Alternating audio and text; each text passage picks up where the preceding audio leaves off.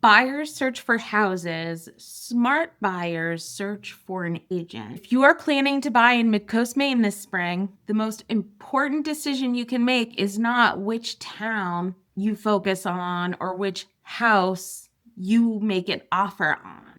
It's who you walk this market with. And almost everyone gets that decision backwards. I'm going to walk you through how the spring market actually works for a buyer in Maine, including the contract you're about to sign, the difference between a Zillow agent and a non-Zillow agent, and why the buyers that win this season are the ones that got prepared in February and March instead of scrambling in May. I'm Jessica Gelineau, your Maine realtor. I'm a licensed agent here in Midcoast Maine. I live and work in the Belfast area. I work with buyers across all Midcoast counties, Knox, Waldo, Lincoln, Hancock, most of whom are relocating from another area. This video is built on conversations I have every spring. Buyers have already started their search the wrong way and are trying to back up. I would rather you just not have to back up. Let me start where most buyers begin their search because this is where the path forks. You're scrolling through Zillow at 10 o'clock at night. You find a waterfront house in Lincolnville. You hit the green contact agent button. 20 minutes later, somebody calls you back. Here is what you should know about that person. First, you're likely not contacting the listing agent like you suppose you are. You are contacting whichever agent paid for Zillow leads in that zip code. They might be in Maine, they might not. They might know the Lincolnville market. They might not have ever set foot in that town. Second, even in the cases where you are speaking to the listing agent, that is not the win you think it is. You're thinking, I'm just going to get some general information to see if I want to view the house. It's important to understand the listing agent has a contractual obligation and works for the seller. In Maine, that agent has a fiduciary duty to their seller. Fiduciary duty is a legal term, and it means that the agent is required to act in their seller's best interest, to negotiate the highest possible price, the cleanest terms, and the conditions that most favor the person who hired them, the seller. That is not the problem. That is what they're supposed to do. The problem is you, as a buyer, do not have anyone doing that for you on your side. So that Zillow button does one of two things. It connects you to a random agent that paid for that lead, or it may connect you to the seller's agent. Neither one of those is the same as having someone represent just you. Let's talk about the contract. There is a piece that has changed within the last 18 months, and most out-of-state buyers aren't aware of it yet. In order for an agent to legally show you a house in Maine, you have to sign a buyer agreement with that agent first. That is now standard. It is not optional. If you call up an agent and ask to see a house this Saturday, before they unlock the door, they are going to sit you down and have you sign a contract. It could be in their office. It could be on the hood of their car. Here's what's in that contract. You are agreeing to exclusively work with that agent. In many cases, it's for a defined period of time, a defined geographic area, on a defined compensation arrangement. Now, you have two options here. You can ask for a very short contract for just the address that you're interested in looking at.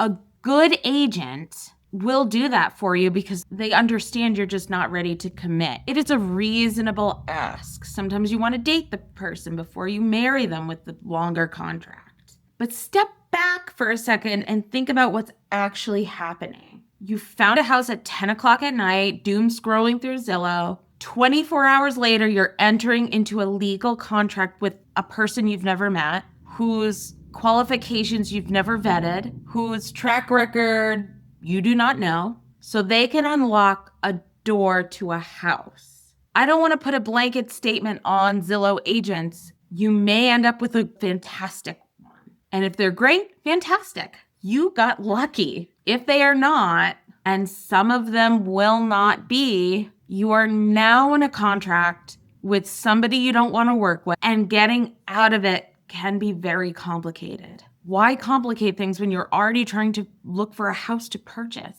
There is a much simpler version of this. You interview agents first. I know it's not the fun part. It is not a walk in the park. You have to prepare, know what you're going to ask, just see who you vibe with, but it is the right approach if you want the smoothest transaction possible. You decide if this agent is the right person to walk you through one of the most, if not the most expensive purchases of your life. And then you sign a contract that makes sense to both of you. That is the order.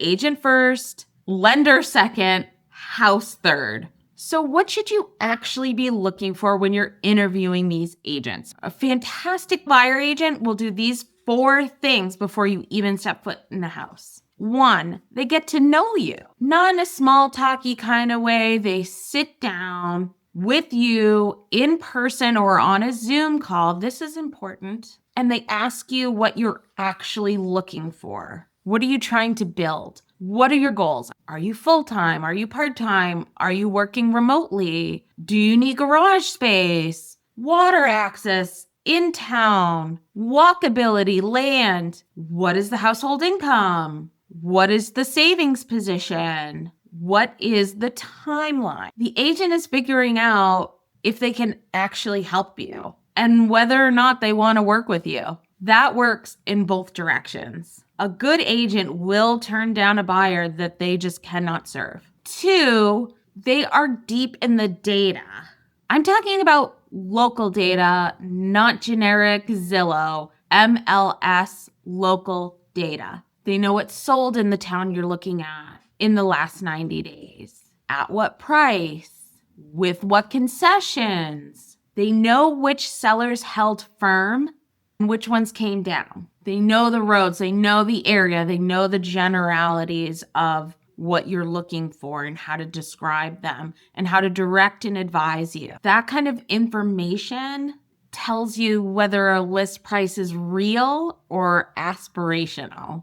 3, they make sure you have a pre-approval before you even look at anything. There's a difference between a quick online fill out some general information pre-approval and a letter from a national or local trusted lender. The kind you can get in 15 minutes without talking to an actual human being, and a real pre-approval from a qualified lender who has reviewed your tax returns, your assets, your debt, and your credit, and a lender who has issued a pre-approval that a Maine seller will actually take seriously. That first quick 15-minute pre-approval letter is a marketing tool. The second is a foundation of a competitive offer. I do not show buyers houses without the second kind. Not because I'm gatekeeping, because walking into this market without a legitimate pre-approval, watching a buyer fall in love with a house that they can't actually buy, and a seller that's left frustrated, and that is a worse experience for everyone involved. Number 4, the agent is contractually obligated to act in your best interest. That is exactly what buyer agency means. That fiduciary duty that I described earlier, the one that the listing agent owes to the seller, that is what your buyer agent owes to you. That is not a marketing line. It is a legal standard. And the whole point of the buyer representation agreement is that you have somebody on your side who is held to it. So here is where preparation actually pays you back. When that right house in Camden comes on market this spring, and it will, but probably stay on market for less time than you expect, prepared buyer with a real estate agent and a pre-approval walks to the table with 3 things a so-so buyer does not have. You already know the comps. You've discussed it with your realtor. You know what this house is actually worth in the market, not what Zillow's automated estimate says. So when you write a number, you can defend it. You know the parameters. You know what your real maximum is. You know what contingencies you actually need versus what you can compress. You know whether you can do an inspection or not in 5 days, 10 days, and you know whether you can close in 30 days or 60 days. You have a clean financing letter from a lender that the seller agent actually knows. Now picture the seller's side of the table. The listing agent walks in with 3 offers. 2 of them have online approval letters with vague contingency timelines, and a buyer agent that the listing agent has never even spoken to before. The third has a real pre-approval from a qualified lender, tight contingency timelines, and a buyer agent who actually picked up the phone to call the listing agent to walk through terms and to see what is important to their seller. These are just not the same offer. Even at the same price point of offering, they're just not the same. Experienced sellers, probably the seller of the house you want to purchase, they know the difference, and their agent will tell them the difference. So here's how you win houses without overpaying. Small caveat. I always tell people there is a price for lifestyle. It is a premium. And I personally always let my buyers know, yes, we might be overpaying a little bit above market value, but what does that mean for you in your life? Does that mean that we can now sign on the dotted line, get the ball rolling, and start envisioning your life in this house? Or does that mean we continue looking? What's it worth to you? That overage that you are paying might be made up in a year or two with the added equity. So are you really overpaying? One more thing about the springtime market specifically, because this is the season where buyers can make the most expensive mistakes. The spring market in Midcoast Maine is often loud. New listings hitting every week. Open houses can get crowded. Out-of-state plates show up in the driveway. There is real urgency in the air, and a lot of agents will use that urgency to push you into an offer faster than you're comfortable with. A strategic agent does the opposite. A strategic agent will slow you down on the houses that may not be right, and then they know when to speed you up on the houses that need you to act accordingly. And if you are watching this and you've already had a bad real estate experience, a transaction that went sideways, an agent that wasn't listening or performing, someone that pushed you into the wrong house at the wrong time, a deal that fell apart at the end because nobody saw the problem coming, that is not your fault. And it is not the inevitable nature of purchasing a home. That is what happens when buyers walk into a market without representation that's actually working for them and aligned in their values and how they communicate. The good news is you can avoid that. The way you avoid it is by doing what I mentioned throughout this video. Get prepared first. Pick your agent first. Sign the contract knowing what you're signing. Did your agent explain it to you? Look at houses with data behind every conversation. And when the right one comes, move fast because you can and feel confident in that. The spring market in Midcoast Maine is going to move whether you are ready for it or not. The buyers that come out of the season with the right house, at the right price, in the right town for them, I almost guarantee that those buyers did almost all of their work in the months prior before the season started. But don't worry, you are not behind. It's almost May. We still have time. Reach out. Let's get prepared. If you're seriously considering a Midcoast Maine purchase in the next 6 to 12 months or sooner, I would rather have a conversation with you now in April, meet you for the first time in August, head to some open houses, chat about the market. You can reach out to me directly. My contact is in the description. I answer every message personally, and there's never an obligation attached to the call. I will keep posting videos about this through the spring. If you want them to find you, subscribe. I'll see you on the next one.